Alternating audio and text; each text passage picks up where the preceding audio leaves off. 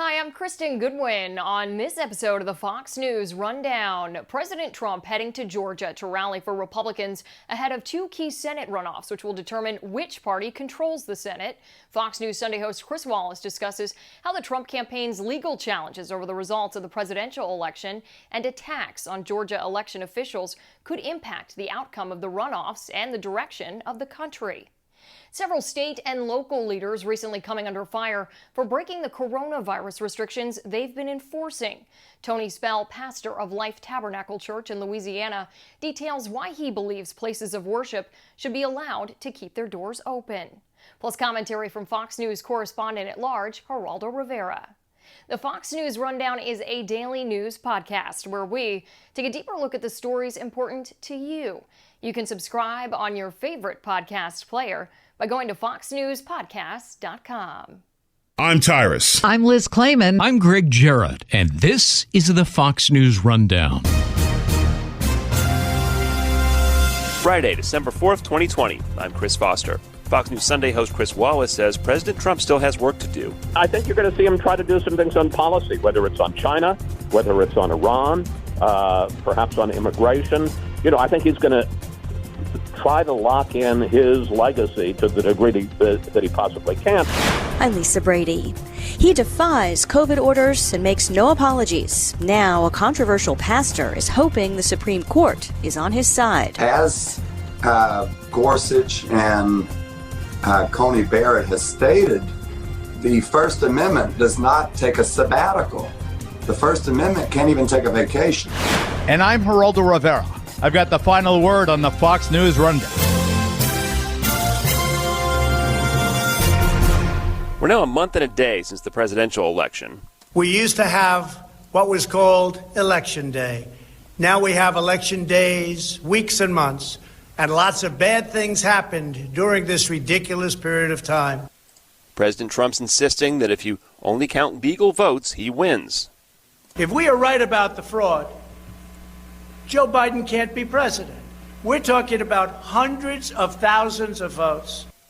The courts to this point have not agreed, but that's not stopping the president from making his case. In that video from the White House, on social media, and in voter fraud hearings by supporters in states won by President-elect Biden. If there are people that thought the president would leave the White House and spend the rest of his term in Mar-a-Lago, they were wrong. They were indeed. Chris Wallace is the host of Fox News Sunday. It's interesting. When the president last week allowed the Government Services Administration, General Services Administration, the GSA, to begin the transition to allow people from the Biden team to come into the various agencies and find out what's going on. People thought, well, it's not the typical concession, but we seem to be headed in that direction. And then on Wednesday, we had this 46-minute, I guess you kind of have to call it a rant by the president, which he said was the most important speech he's ever delivered. And I'm thinking to myself, you've delivered speeches about sending Americans into war, about huge sacrifices, and you, for 46 minutes, give a speech with a lot of facts that are just wrong, allegations, statements that are wrong, they're not facts, about fraud in this election. It doesn't seem like he is going quietly into that good night at all. Yeah.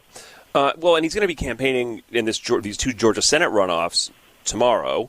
And we have got this interesting situation where some of his supporters are saying, oh, no, it's rigged, don't vote. So what's this rally going to look like?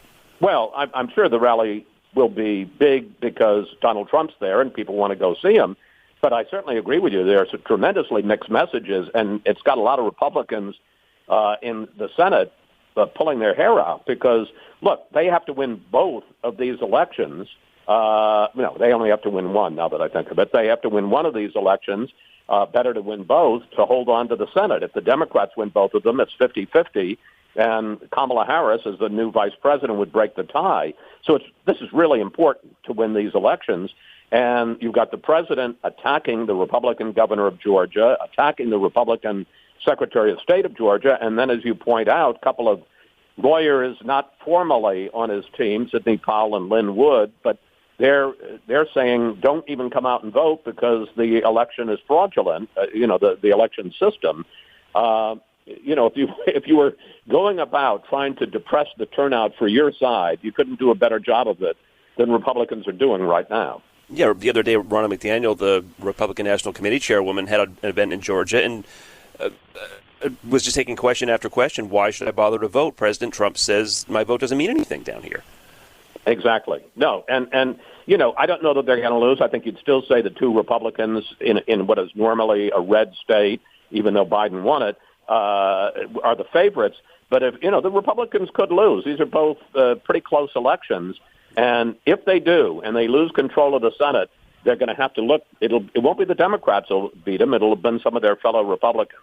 Yeah, assuming the Electoral College in a week and a half votes in Joe Biden, President Trump will have 47 days left. Any predictions for what he might try to get done policy-wise? Besides, we've heard a lot about people he might pardon. Is there anything that do you think he might want to get done before he leaves? Oh, I think he's going to want to do as much as he can. And this isn't totally unusual, although I think, as with most things, he'll carry it more to the extreme than most departing presidents have. But I think you'll see a lot of pardons. There's a story in the New York Times that he's even talked about pardoning his family and Rudy Giuliani, who haven't been accused of any crimes, particularly the family. That's a hard one to say. Well, I'm going to pardon my daughter and two sons for crimes that nobody has accused them of committing. That doesn't look or smell so good. And then I think you're going to see him try to do some things on policy, whether it's on China, whether it's on Iran, perhaps on immigration. I think he's going to try to lock in his legacy to the degree that he possibly can. Of course, as we've learned with executive orders, a lot of which Obama did in his second term, the president can issue an executive order to do something, and the next president can issue an executive order to undo that. And he can try to lock things in, but to a large degree, if it's not a law, and it isn't going to be a law passed by the Congress, because they're going to be lucky just to keep funding the government. It'll be something that you'll see Joe Biden undo on his first day in office. Well, President-elect Biden has named some more people joining him at the White House. Any thoughts on his picks? Any indication of anybody who could be problematic? Indications of where he might be going with his agenda with those people? Yeah, I think that, you're getting some squawking from the right and from the left. And the right is saying these people are too far to the left, and the left is saying, no, they're not. They're too far to the center.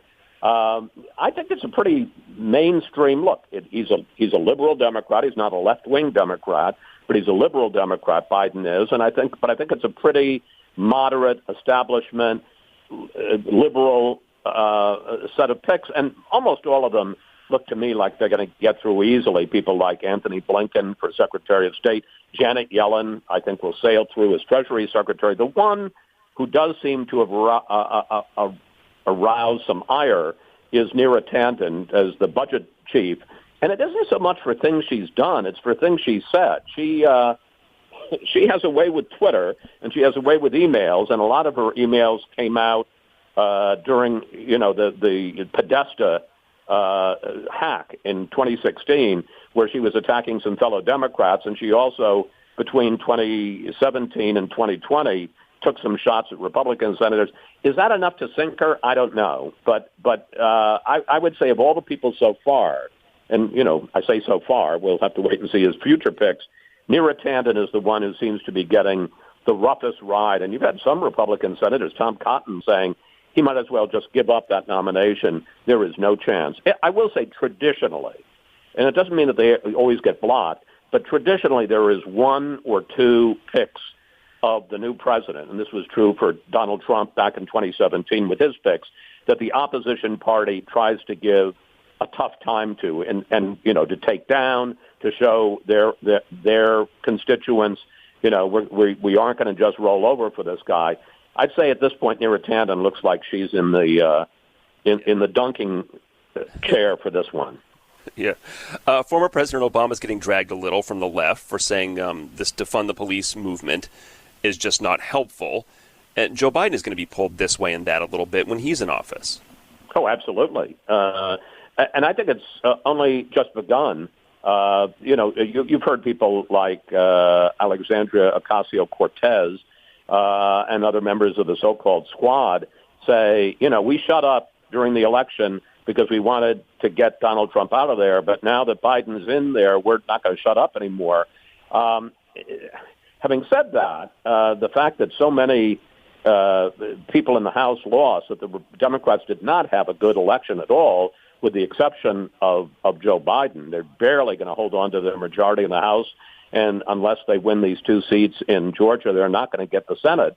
I'm not sure the left has a lot of clout here. I'm not at all sure that Joe Biden has to listen to them all that much. And what Obama was saying was, look, if you want to, he said, as a community organizer and a pretty successful politician, he said, if you want to say, let's reform the police and let's, make sure criminal justice works better, that's one thing. But defund the police, he said, you almost couldn't find a slogan that is going to antagonize more people right off the bat. So, if politics is about addition, not subtraction, not such a good way to go. Strikes me that his logic is absolutely unassailable, but that doesn't mean that you're going to not get some people on the left who are going to cry foul on him.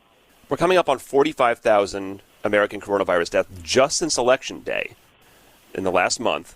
And now a couple of Democrats are accused of not practicing what they preach, including the mayor of Austin, Texas, Steve Adler. I don't know that it's going to change anybody's mind what those people are doing, but it doesn't look good. No, it's terrible. Looks terrible. I mean, and look who you've got. You've got the governor of California, Newsom. You have the mayor of Denver. You have, as you say, the mayor of Austin, Texas. You had a city council woman in Los Angeles. All of them saying, don't go travel or don't go outdoor dine, and then doing exactly that. And, it just makes it harder when you're saying play by the rules. Look, we understand this is a pain in the neck, and we understand you're tired of it, but just hold on a little bit longer until the vaccine comes. And then the people who are saying that are not practicing what they preach. It makes it really hard. But having said that, I don't think we can forget the numbers are just horrendous. On Wednesday, 200,000 new cases, new record. 100,000 people in the hospital for COVID, new record, and 2,800 deaths, new record, even worse than April. Now, the percentage of people who get it is lower, who die rather is lower, because we're better at, with these new therapeutics at treating them. But when you get 200,000 new cases in a day, more people are going to die, even if the percentage of people who die is lower. So, we can't give up on this, even if some of the politicians who are telling us what to do are giving up on it. Well, thanks, Chris. Chris Wallace, host of Fox News Sunday. I'll talk to you soon. You bet. Thank you, Chris.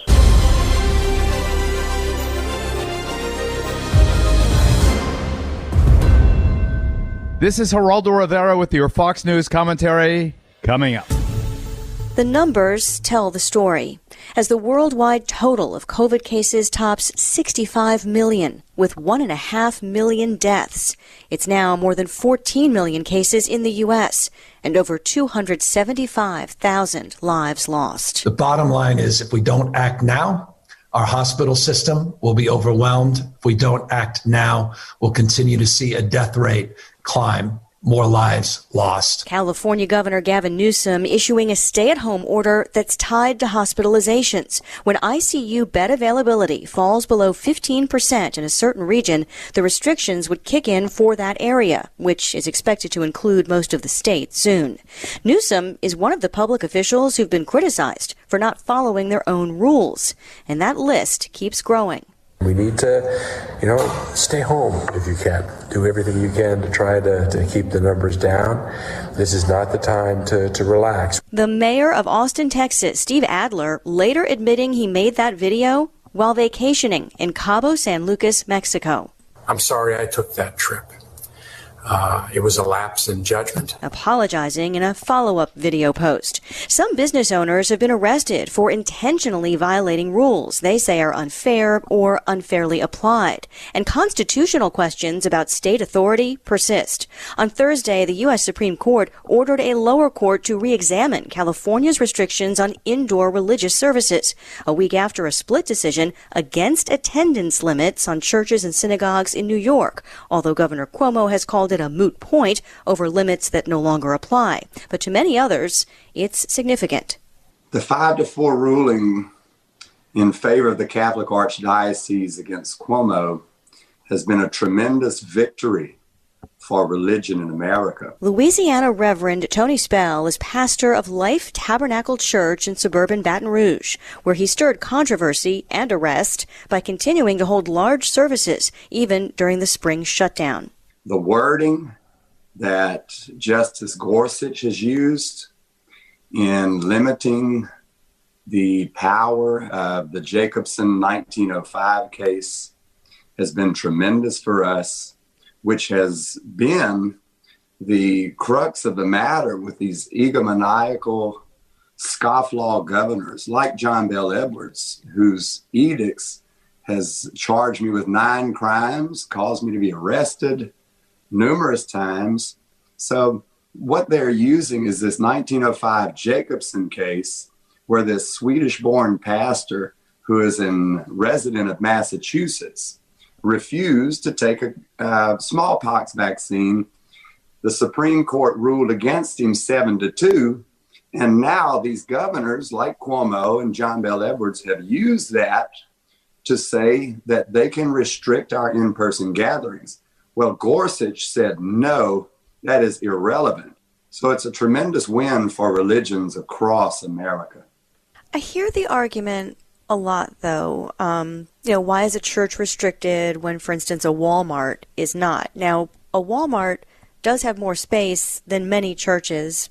So in some cases, I guess it's easier to social distance in a big space like that. Obviously, in a mega church like yours, space is not an issue. But in general, why not say, at least we can hold services? We're still allowed to hold services, even if we have to limit the number of people inside.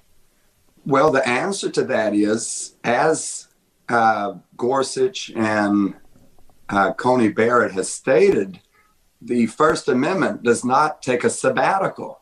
The First Amendment can't even take a vacation. So they are saying that we need equal protection as the retailers, who, by the way, pay 51% of the revenue to the taxes in these cities.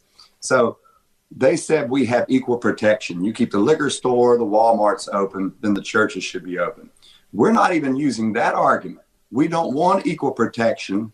We want greater than protection. We don't want least restricted means. We don't want strict scrutiny. Because of the First Amendment, Congress shall make no law restricting an establishment of religion or prohibiting the free exercise thereof. The answer is, this is our religion. Religion, Thomas Jefferson said, is man's duty to God. Not only is this our religion, it is our conviction. You know, the Bible says that I have considered the words of God's mouth more than my necessary food. And that's from the oldest book in the Bible. So if they were to close everything down in America, our church will, just as it has the past 9 months, operate with no social distancing, zero masking. We've had as many as 3,000 attendees in our services. And that is our duty to God. And no authoritarian governor can come in and restrict that, although they've tried. I want to, forgive me, play devil's advocate just for one more moment on that point, though, about the large gatherings and the no masking. I mean, it does make some people nervous. Such a big gathering, and especially just as the pandemic was reaching its first peak in the U.S. in the spring. I mean, what do you say about the argument that, okay, you've got a constitutional right to freedom of religion, however, you don't have a right to jeopardize the health of other people? It's a tremendous point that you're making. If the virus was so deadly and it was not politically motivated, then why not close everything down? That's where equal protection comes in. So we knew that this was politically motivated on March the 15th when we held sole ownership of in-person church services in America. And that's when they came in and arrested me in my prayer meeting, the chief of police and assistant chief of police. So we're arguing that it can't be so deadly if you're going to the store, to the mall, to Planned Parenthood. All of these retailers remained open. However, he restricted the churches. He said 0 attendees in a building. So you see the double standard, divers weights and false balances. Judge James C. Ho answered your question in the Fifth Circuit Court of Appeals. He was the only judge that ruled in my favor. They had a 2-1 against us. He said, what's good for the goose is good for the gander. Governor Edwards, how dare you praise the protesters for practicing the First Amendment rights, but prosecute the pastor for practicing his First Amendment right. So you see, if it was, you have to use the argument. If I'm endangering people's lives with no mask and no social distancing, then why are the protesters allowed to burn, loot, and riot?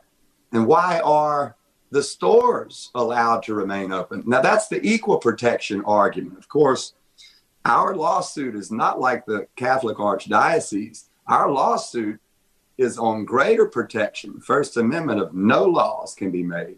So we never forced anyone to come to church. Those hundreds and even thousands of people that come to our church 3 times weekly, they know the risk that they're taking.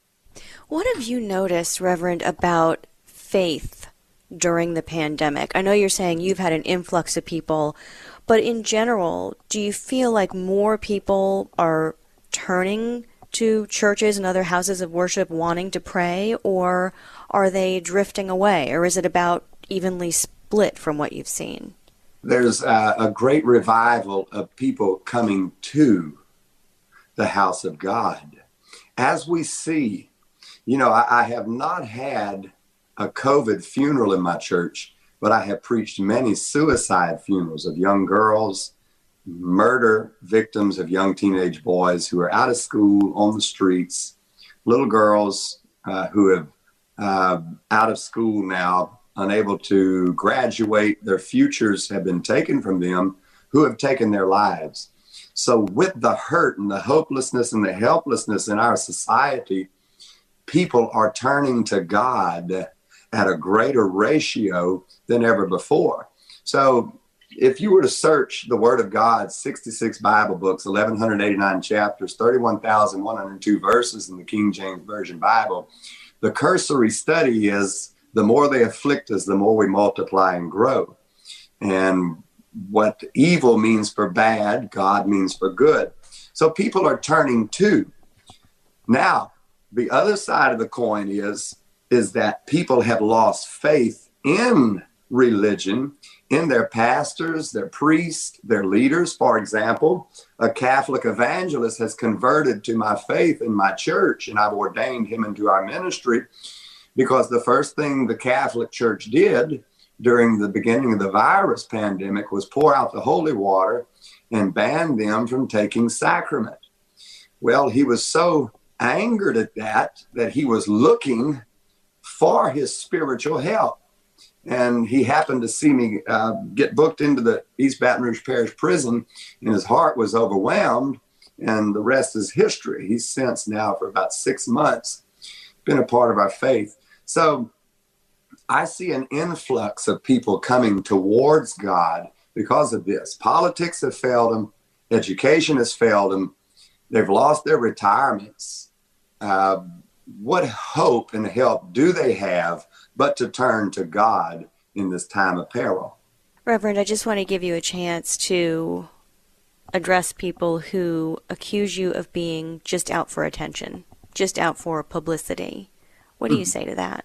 I would say to that, if I'm doing this for publicity and attention, then tell that to the people who I allow to use my building with more than 9 people in their loved one's funeral attendance.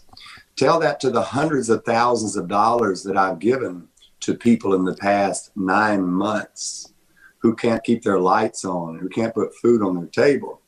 Tell that to the person that I gave one of my vehicles away to in the past 9 months, just so they could keep their head above water after theirs was repossessed. I've added 5 buses to my bus fleet in the past 9 months so that we could go out and bring more people into the house of God. Right now, we're responsible for 11 full-time ministries, feeding them financially, helping them. So this isn't about attention. If it was about attention, then I would have stopped whenever I came out of the East Baton Rouge Parish Prison, because that's not good attention. That's notorious attention. That's infamous attention. It never has been about attention. This is about our obligation and duty to God. Reverend Tony Spell, thank you very much for spending so much time with us, and stay safe. Thank you. And God bless you in America.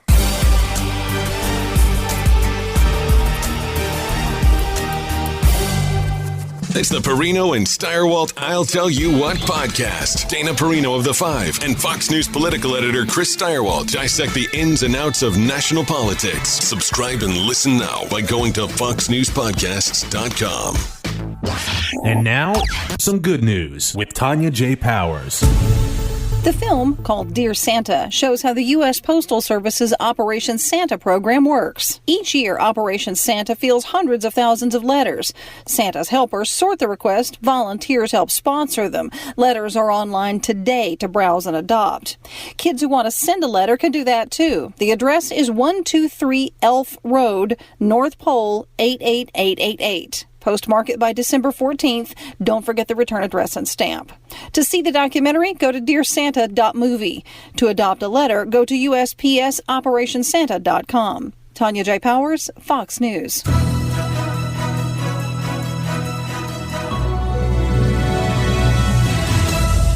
It's time for your Fox News commentary. Geraldo Rivera. What's on your mind? President Trump has been hounded from the moment he was first elected in 2016. Democrats have sought to construe in the most evil way possible Trump's every word or deed. For almost 3 years, he was harassed in an exercise in character assassination, otherwise known as Russia, Russia, Russia. That long national nightmare was based on nothing but the unverified deep state ramblings of a Trump-hating retired secret agent funded by Democrats. Remember how this insane year 2020 started? We were preoccupied with the president's impeachment. Remember impeachment? Which really turned out to be like another episode of the old Seinfeld show, also about nothing. Despite attempts by some sore loser Democrats to destroy Trump's presidency, he hung in there, getting unprecedented judicial vacancies filled, including 3 Supreme Court justices. He steered an economy that brought a measure of prosperity to the poorest among us. Minority unemployment at record lows. International trade deals getting done, along with peace deals. ISIS finished, and the war in Syria. Then came the plague that ravaged so many millions of lives, becoming, for lots of reasons, the one issue the president could not shake off or make go away. It cost him his closely contested bid for re-election. I understand how frustrated he must feel. But to those who have known him longest, it feels as if he is finally reaching the stage of grief and acceptance at the bitter end of this bizarre year. It was crazy close. If only 40,000 votes in 3 states had gone the other way, the mainstream media would still be searching for real or imagined reasons to hate him. He will survive, and maybe we'll still have Trump to kick around in 2024. I'm Geraldo Rivera reporting, Fox News. You've been listening to the Fox News Rundown. Stay up to date by subscribing to this podcast at foxnewspodcasts.com. And for up-to-the-minute news, go to foxnews.com. Did you hear the news? Now you can. With instant updates from Fox News for Amazon Alexa. Just say, Alexa, play news from Fox. In Fox News. It's the latest when you need it. On demand from Fox News and Amazon Alexa. Love Fox News? Click the subscribe button to get more of the news and opinion you trust. And click the Fox News Rundown playlist for the latest episodes.